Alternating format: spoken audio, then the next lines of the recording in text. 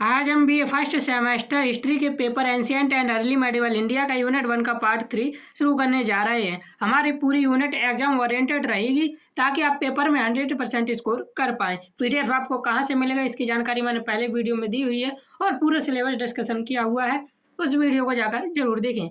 इसके पहले यूनिट 1 के पार्ट 1 और पार्ट 2 को हमने कंप्लीट किया है। पार्ट 3 पर हमें प्राग ऐतिहासिक काल, पाषाण युग एवं ताम्र पाषाण संस्कृति के बारे में पढ़ना है। और बीए फर्स्ट सेमेस्टर में यूनिट 1 के सबसे ज़्यादा यहीं से क्वेश्चन बनते हैं, प्राग ऐतिहासिक काल से और पाषाण युग से ही सबसे ज़्यादा क्वेश्चन बनते हैं। मैं आपको क्वेश्चन बता दूं किस प्रकार से पूछा जाता है।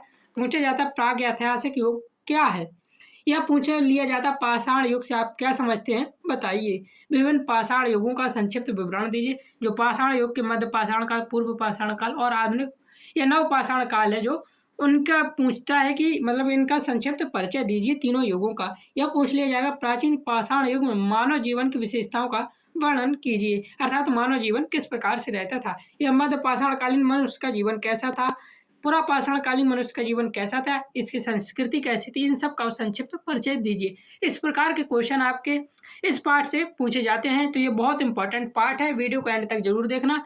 यहाँ से आपका क्वेश्चन एक लॉन्ग क्वेश्चन मिलने वाला ही है और आपके जी हर यूनिवर्सिटीज में अलग अलग नंबर का होता है, तो वो नंबर पुख्ता हो जाएंगे। तो चलिए बिना देरी किए शुरू करते हैं प्राग ऐतिहासिक काल को। बिना देरी किए प्राग ऐतिहासिक काल का समय मैं आपको बता दूं 25 लाख ईसा पूर्व से लेकर 10,000 ईसा पूर्व तक माना जाता है। अब देखिए प्राग ऐतिहासिक क्या है। प्राचीन भारत के इतिहास के स्रोतों का अध्ययन करने के पश्चात यह जानना आवश्यक हो जाता है कि मानव जीवन की वास्तविक यात्रा कहाँ से प्रारंभ हुई।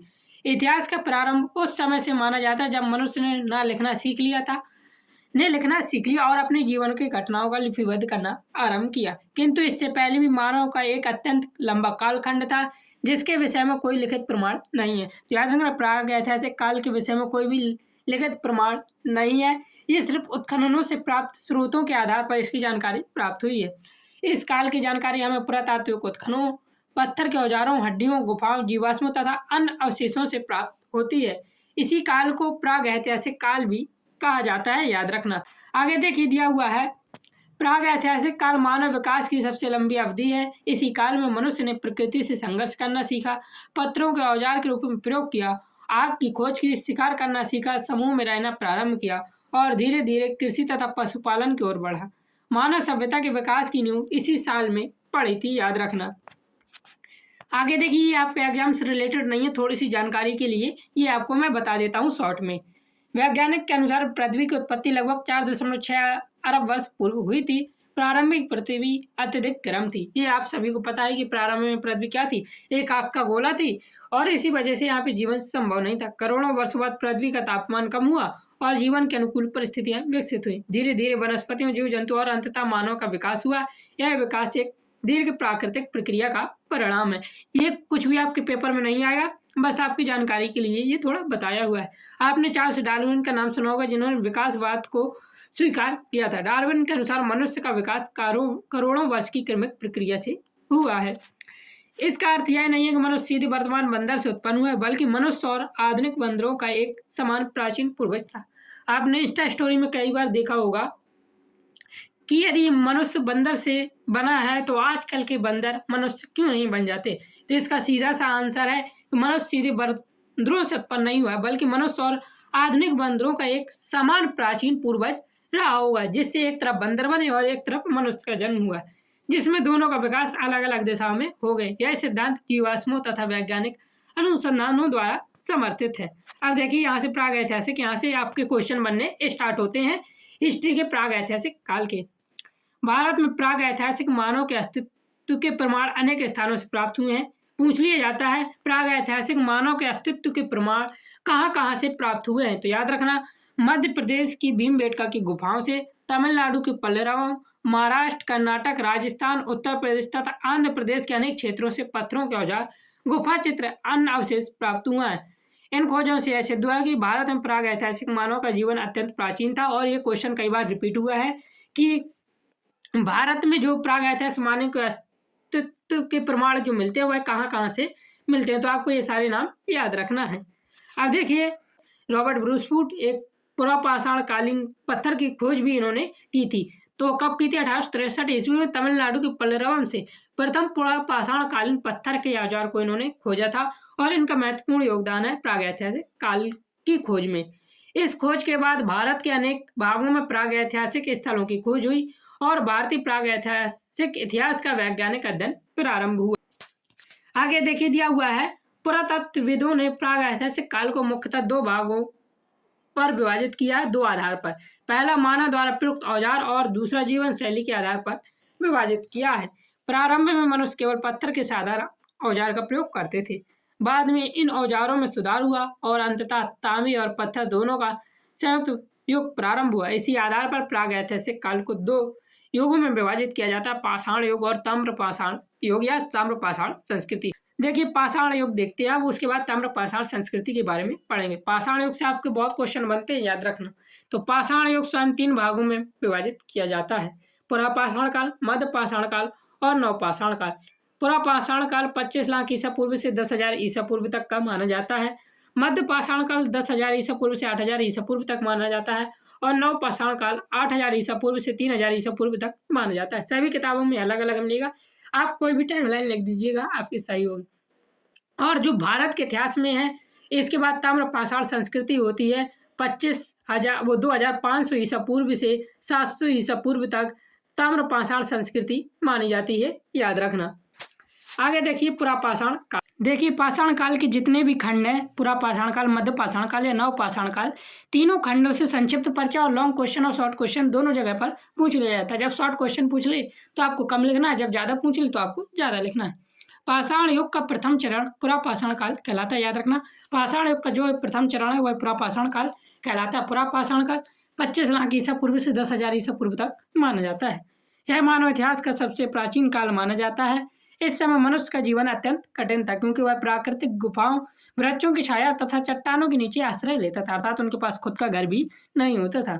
भोजन प्राप्त करने के लिए जंगली पशुओं का शिकार करता था तथा फल, कंदमूल और वनस्पतियों का संग्रह करता था। उसे कृषि, पशुपालन और मिट्टी के बर्तनों का कोई भी ज्ञान नहीं था। यहाँ पर क्या था, मनुष्य को कुछ का भी ज्ञान नहीं था, पुरापाषाण काल के मनुष्यों को। यदि आपकी परिभाषा बस पूछे है पुरापाषाण काल का संक्षिप्त परिचय दीजिए, तो आप इतना ही लिख सकते हैं। लेकिन जब लॉन्ग क्वेश्चन में आए तो आपको आगे भी यहाँ से करना होगा। तो देखिए पुरापाषाण काल के मनुष्य ने अपने उपयोग के लिए बड़े और खुरदरे पत्थरों की कुल्हाड़ी, हाथ कुठार, खुरदनी, चाकू तथा अन्य साधारण औजार बनाए। इन औजारों का उपयोग शिकार करने, मांस काटने, पेड़ों की शाखाएं काटने, आत्मरक्षा के लिए किया जाता था। समय के साथ साथ औजारों की बनावट में भी सुधार होने लगा था। पुरापाषाण काल अभी हमारा चल रहा है, याद रखना। पुरापाषाण काल में मनुष्य का जीवन पूर्णतः खाद्य संग्रहकारी था, तो याद रखना पुरापाषाण काल में मनुष्य का जीवन कैसा था, तो खाद्य संग्रहकारी था, यानी पूर्णतः खाद्य संग्रहकारी। केवल यह खाना को संग्रह करता था, उसका उत्पादन नहीं करता था और वही खाता था। वह किसी एक स्थान पर स्थायी रूप से नहीं रहता था, बल्कि भोजन की खोज में एक स्थान से दूसरे स्थान तक घूमता रहता था। इसलिए उसे घुमंतु जीवन व्यतीत करने वाला मानव भी कहा जाता है। पुरापाषाण काल की सबसे महत्वपूर्ण विशेषता जो उपलब्धि थी वह क्या थी, आग की खोज थी। देखिए जब लॉन्ग क्वेश्चन में आए तब आपको इतना सारा लिखना है। प्रारंभ में मनुष्य आग से परिचित नहीं था, परंतु प्राकृतिक घटनाओं जैसे बिजली गिरने या जंगल में आग लगने से उसे आग का महत्व समझा। बाद में उसने आग को सुरक्षित रखना और उसका उपयोग करना सीख लिया। आज इसे आग से भोजन पकाना, ठंड से बचना, जंगली पशुओं को दूर भगाना तथा प्रकाश प्राप्त करना संभव हुआ।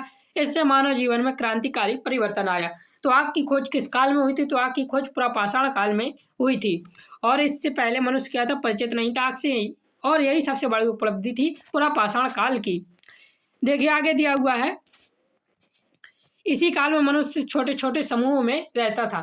यहाँ पे बहुत ज़्यादा विकसित नहीं हुआ था, छोटे छोटे समूह में रहने लगा था। जब आग की खोज हुई तो थोड़ी थोड़ी थे, लेकिन ये स्थायी भी नहीं होते थे। परिवार और समाज की प्रारंभिक अवधारणा भी इसी समय विकसित, इसकी प्रारंभिक अवधारणा मान ली जाती है, लेकिन पुरापाषाण काल में परिवार जैसा कुछ भी नहीं था। यद्यपि सामाजिक संगठन बहुत सरल था, फिर भी सामूहिक शिकार और परस्पर सहयोग की भावना का विकास होना शुरू ही हुआ था।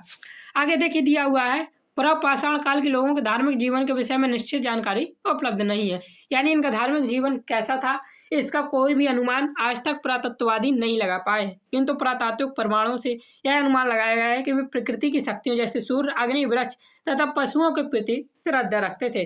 संभवतः वे जादू टोने तथा अलौकिक शक्तियों में भी विश्वास करते थे। कुछ गुफा चित्रों में यह भी अनुमान लगाया जाता है कि शिकार में सफलता प्राप्त करने के लिए धार्मिक अनुष्ठान किए जाते थे। ये बिल्कुल कन्फर्म नहीं है, लेकिन ये अनुमान लगाया गया है, याद रखना। आगे देखिए दिया हुआ है, भारत में पुराक पाषाण काल के महत्वपूर्ण अवशेष भीमबेटका, पल्लेरवम तमिलनाडु, बेलन घाटी, हुंसागी, नर्मदा घाटी तथा सोन घाटी जैसे स्थानों से प्राप्त हुए हैं। याद रखना, पुरा पाषाण काल के स्थानों के बारे में जानकारी दीजिए। इस प्रकार से क्वेश्चन शॉर्ट में पूछ लिया जाता है। तो महत्वपूर्ण जो अवशेष हैं भीमबेटका की गुफाओं से, पल्लरवम से, बेलन घाटी, हुंसागी, नर्मदा घाटी तथा सोन घाटी जैसे स्थानों से प्राप्त हुई है, और ऐसे क्वेश्चन भी पेपर में कई बार रिपीट हुए हैं। आगे देखिए, जब पूरा पाषाण काल मानव जीवन का संघर्षमय काल था, परंतु इसी संघर्ष ने आगे आने वाले विकास का मार्ग प्रशस्त किया। इसी काल में मनुष्य ने प्रकृति के साथ रहना, औजार बनाना, आग का उपयोग करना तथा समूह में जीवन व्यतीत करना सीखा। यही उपलब्धियां आगे चलकर मानव सभ्यता के विकास की आधारशिला भी बनी थी। अब देखिए, मध्य पाषाण काल। मध्य पाषाण काल का योग 10,000 ईसा पूर्व से 8,000 ईसा पूर्व तक माना जाता है, याद रखना। अब देखिए, मध्य पाषाण काल का जब संक्षिप्त परिचय पूछा जाए तब आपको क्या लिखना है। समय के साथ साथ मानव के अनुभव, बुद्धि तथा जीवन शैली में निरंतर परिवर्तन होने लगा था। पुरा पाषाण काल के, देखिए यहाँ से शुरू करिएगा। पुरा पाषाण काल के लंबे संघर्ष के बाद मानव जीवन में कुछ महत्वपूर्ण सुधार दिखाई देने लगे। यह परिवर्तन मध्य पाषाण काल का प्रारंभ माना जाता है। यह काल पुरा पाषाण काल और नव पाषाण काल के बीच संक्रमण अवस्था था।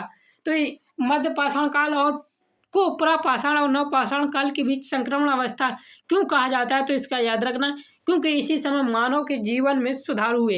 इन्होंने औजारों को अधिक छोटा, हल्का और उपयोगी बनाना सीख लिया, जिसके कारण उसके जीवन में पहले की अपेक्षा अधिक सुविधा और स्थिरता आई, और यहीं से नव पाषाण काल की ओर आगे की ओर बढ़ना इंसान ने शुरू किया। इसी कारण मध्य पाषाण काल को संक्रमण काल के नाम से भी जाना जाता है।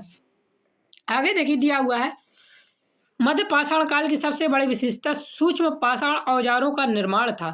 इन्होंने माइक्रोलिथिस का और यानी सूक्ष्म पाषाण औजारों का निर्माण किया था, इसलिए इस काल को माइक्रोलिथिक काल के नाम से भी जाना जाता है। याद रखना, माइक्रोलिथिक एज के नाम से भी जाना जाता है। इस काल में मनुष्य ने छोटे छोटे नुकीले तथा धारदार पत्थरों से तीरों के नोक, भाले, चाकू, खुरचनी, अन्य उपयोगी औजार बनाए। ये औजार पुरा पाषाण काल के भारी औजार की तुलना में अधिक प्रभावी और सुविधाजनक थे। इनकी सहायता से शिकार करना पहले की अपेक्षा अधिक सरल हो गया। याद रखना, मध्य पाषाण काल की सबसे बड़ी विशेषता या सबसे बड़ी खोज क्या थी, तो इन्होंने जो इनके औजार थे उनको इन्होंने सूक्ष्म बनाया, माइक्रो कर दिया, इसलिए इस काल को माइक्रोलिथिक काल या माइक्रोलिथिक एज के नाम से भी जाना जाता है। बहुत इंपॉर्टेंट क्वेश्चन है। इनकी सहायता से शिकार करना पहले की अपेक्षा अधिक सरल हो गया। अब आगे देखिए दिया हुआ है, इस काल में मनुष्य अभी भी शिकार, मछली पकड़ने तथा वनों से प्राप्त खाद्य पदार्थों पर निर्भर था, किंतु उसने भोजन प्राप्त करने के लिए नए साधन भी अपनाने प्रारंभ कर दिए थे। इस काल भी मानव क्या था, खाद्य संग्रहकारी था, लेकिन उसने इस बार भोजन को पाने के नए साधन शुरू कर दिए थे। नदी, तालाब, झीलों के किनारे रहने की प्रवृत्ति बढ़ी और मछली पकड़ना जीवन का महत्वपूर्ण भाग बन गया। इन्होंने क्या किया, जब मछली पकड़ने लगे तो झीलों के किनारे अपनी कुटिया बनाकर भी रहने लगे, जिससे क्या हुआ, धीरे धीरे क्या हुआ, मछली पकड़ना जीवन का महत्वपूर्ण बन गया और यहीं से झीलों के किनारे रहने की प्रवृत्ति भी बढ़ी। इससे भोजन के स्रोतों में विविधता आई और जीवन पहले की अपेक्षा अधिक सुरक्षित भी होने लगा। अब देखिए, इस काल की एक महत्वपूर्ण उपलब्धि पशुओं को पालतू बनाना भी था। ऐसा माना जाता है कि सबसे पहले कुत्ता को पालतू बनाया गया है। तो जो पूछा जाता है, पाषाण युग का प्रथम पालतू पशु कौन था, तो याद रखना, कुत्ता पहला पालतू पशु था। और ये कब शुरू हुआ था, तो मध्य पाषाण काल या माइक्रोलिथिक एज से ये शुरू हुआ था। कुत्ता शिकार में सहायता करता था तथा जंगली पशुओं से सुरक्षा भी प्रदान करता था। यह प्रक्रिया आगे चलकर पशुपालन के विकास का आधार भी बनी। आगे देखिए दिया हुआ है, मध्य पाषाण काल के लोगों की कलात्मक अभिरुचि भी विकसित होने लगी। भारत के भीमबेटका सहित अनेक गुफाओं में इस काल के सुंदर शैल चित्र प्राप्त हुए हैं। इन चित्रों में शिकार करते हुए मनुष्य, नृत्य, पशु पक्षी तथा सामूहिक जीवन के दृश्य भी अंकित है। यदि आप कभी भीमबेटका की गुफाएं जाएंगे तो वहां पर ये देखकर जरूर आइएगा। आगे देखिए दिया हुआ है, धार्मिक जीवन में भी कुछ परिवर्तन दिखाई देते थे। उनके पुरातात्विक स्थलों से मानव कंकालों के साथ साथ भोजन, औजार तथा अन्य वस्तुएं प्राप्त हुई। इससे अनुमान लगाया गया कि लोग मृत्यु के बाद भी जीवन के अस्तित्व में विश्वास करने लगे थे। कौन से काल में, तो मध्य पाषाण काल में। पूछ लिया जाता मध्य पाषाण काल के प्रमुख स्थल कौन कौन से हैं, तो याद रखना, ये याद करके ही जाना हर काल के, क्योंकि पेपर में बार बार रिपीट होते हैं ये। तो बागा राजस्थान, लंगनाज गुजरात, सराय नहर राय और मैदा उत्तर प्रदेश, भीमबेटका मध्य प्रदेश तथा अन्य अनेक स्थानों से प्राप्त हुए। इन स्थलों में मिले सूक्ष्म पाषाण औजार, मानव कंकाल तथा शैलचित्र इस काल की विकसित संस्कृति के महत्वपूर्ण प्रमाण हैं। हमारी पूरी वीडियो एग्जाम ओरिएंटेड है, इसलिए इस चैनल को सब्सक्राइब जरूर कर लीजिए। आपके सभी सब्जेक्ट हम सिर्फ एग्जाम ओरिएंटेड लेकर आएंगे ताकि आप पेपर में 100% स्कोर कर पाएं।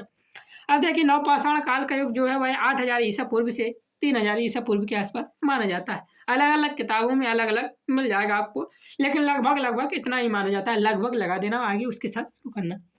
मध्य पाषाण काल के पश्चात मानव जीवन में जो परिवर्तन हुए वे मानव सभ्यता इतिहास में एक नई क्रांति के रूप में सामने आए। इस काल में मनुष्य ने न केवल प्रकृति पर निर्भर रहना छोड़ दिया, बल्कि अपने श्रम तथा बुद्धि के बल पर भोजन का उत्पादन करना प्रारंभ किया। यही कारण है कि नवपाषाण काल को मानव इतिहास का क्रांतिकारी युग अथवा नवपाषाण क्रांति का काल भी कहा जाता है। इसी काल में मानव किसान तथा पशुपालक भी पूर्णतया बन गया था। तो याद रखना, मध्य पाषाण काल को क्रांतिकारी युग या नवपाषाण क्रांतिकारी काल क्यों कहा जाता है?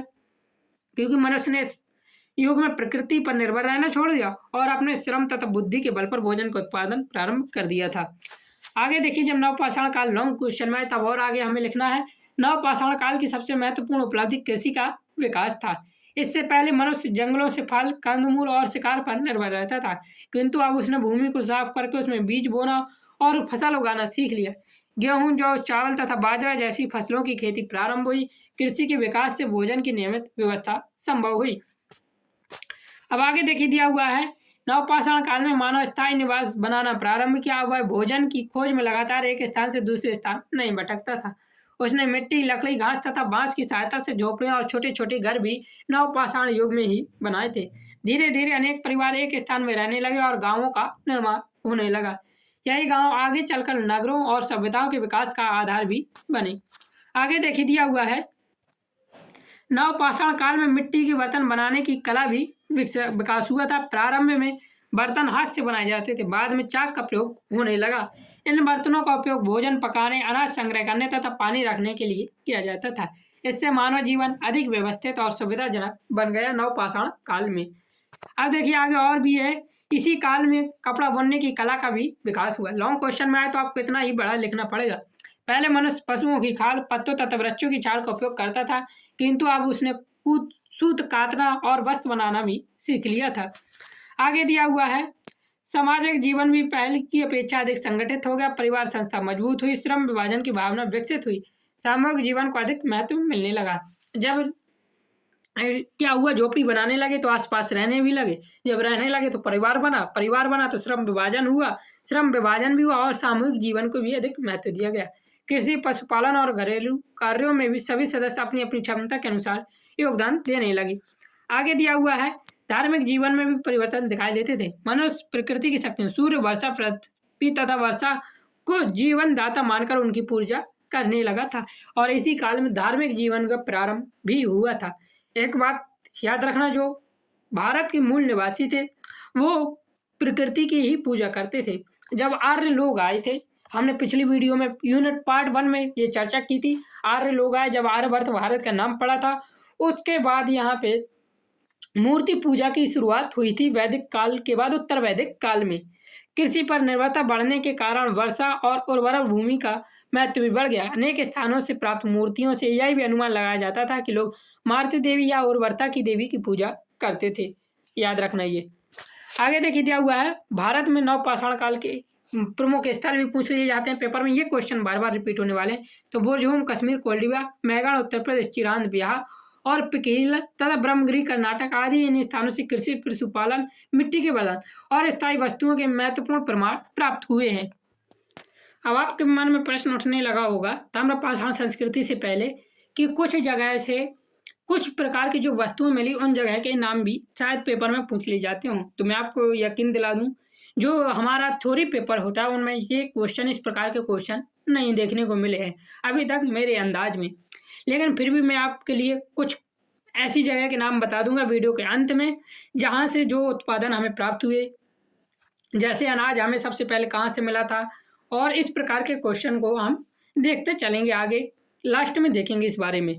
ताम्र पाषाण संस्कृति देखिए 3000 ईसा पूर्व से 1000 ईसा पूर्व तक मानी जाती है, लेकिन भारतीय इतिहास में इसको कब से कब तक माना जाता है तो 2500 ईसा पूर्व से 700 ईसा पूर्व तक माना जाता है। याद रखना जब भारतीय इतिहास की बात आती है, और भारतीय इतिहास के अनुसार आप 2500 ईसा पूर्व से 700 ईसा पूर्व भी ताम्र पाषाण संस्कृति को लिखना है।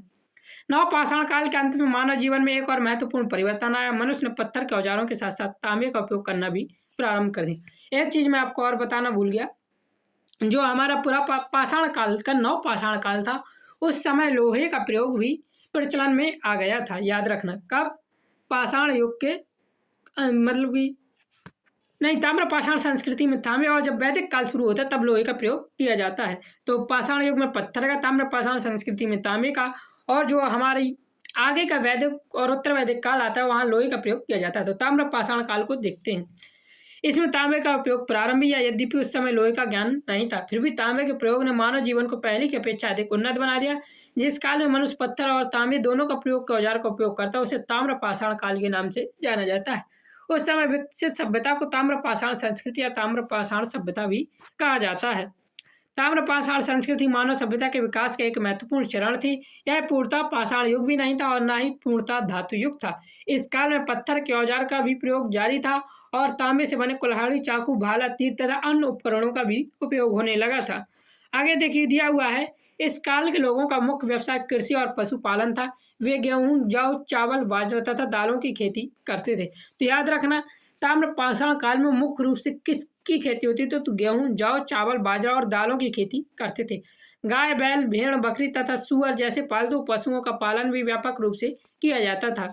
आगे देखिए दिया हुआ है, ताम्र पाषाण काल में गांवों का विकास और अधिक संगठित रूप में हुआ। लोग मिट्टी, पत्थर और लकड़ी से बने घरों में रहते थे। कई स्थान पर घरों की योजना सुव्यवस्थित थी और अनाज संग्रह करने के लिए एक विस्तृत स्थान भी बनाए जाते थे।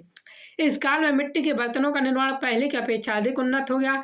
लाल और काले रंग के सुंदर चित्रित बर्तन बड़ी संख्या में प्राप्त हुए। इन बर्तनों पर विभिन्न प्रकार की रेखाएं, ज्यामिति, आकृति तथा अलंकरण बनाए जाते थे।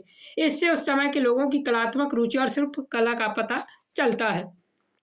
आगे देखिए दिया हुआ है, ताम्र पाषाण संस्कृति के लोगों को धातु के प्रयोग का ज्ञान था, परंतु तांबा दुर्लभ और महंगा होने के कारण उसका उपयोग सीमित मात्रा में किया जाता था।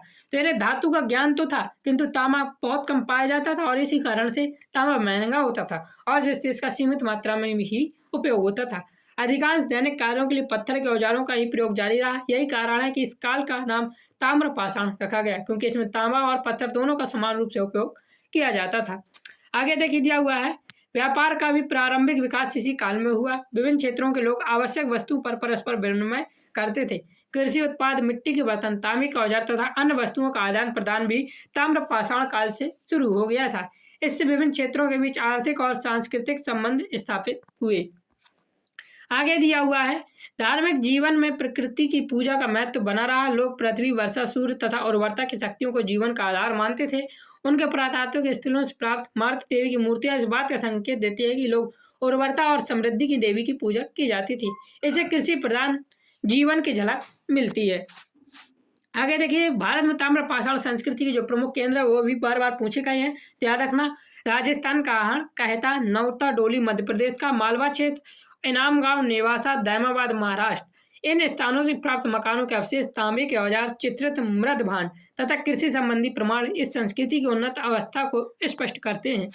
आगे दिया हुआ है, ताम्र पाषाण संस्कृति का सबसे बड़ा महत्व यह है कि इस काल ने आगे चलकर सिंधु घाटी सभ्यता जैसी विकसित नगरीय सभ्यता के उदय के लिए आधार तैयार किया था। जो हमारे यूनिट 2 है वह इंडस वैली सिविलाइजेशन ही है। उसके बाद हम वैदिक काल और ऋग्वैदिक काल के बारे में भी पढ़ेंगे। असंगठित ने प्रगति ने मानव जीवन को नई दिशा प्रदान की। इसी कारण ताम्र पाषाण संस्कृति को पाषाण युग और विकसित सभ्यताओं के बीच की महत्वपूर्ण कड़ी भी माना जाता है। आगे देखिए दिया हुआ है,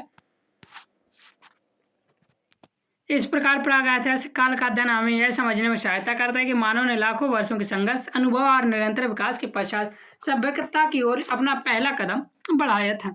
अब मैं आपको कुछ जगह के नाम लगा दूंगा, जैसे मेहरगढ़, यहाँ से 7000 ईसा पूर्व सुलेमान और करता पहाड़ियों के बीच से कृषि के साक्ष्य प्राप्त हुए। बुरजोम से भी कुछ साक्ष्य प्राप्त हुए। गोफरकला, कोल्डीबा, चिरांद, लौरादेव और दमदमा से कुछ साक्ष्य प्राप्त हुए थे। उनको मैं यहाँ पे आपको लगा दूंगा, तो उसको जरूर स्क्रीनशॉट ले लीजिए और एक बार पढ़ लीजिए। वो आपके पेपर में नहीं आएंगे लेकिन आपकी जानकारी के लिए अच्छे रहेंगे। जय हिंद, जय भारत, राधे राधे। आपकी पूरी यूनिट 1 खत्म हो चुकी है। यूनिट 2 हम शुरू करने वाले हैं जल्दी ही।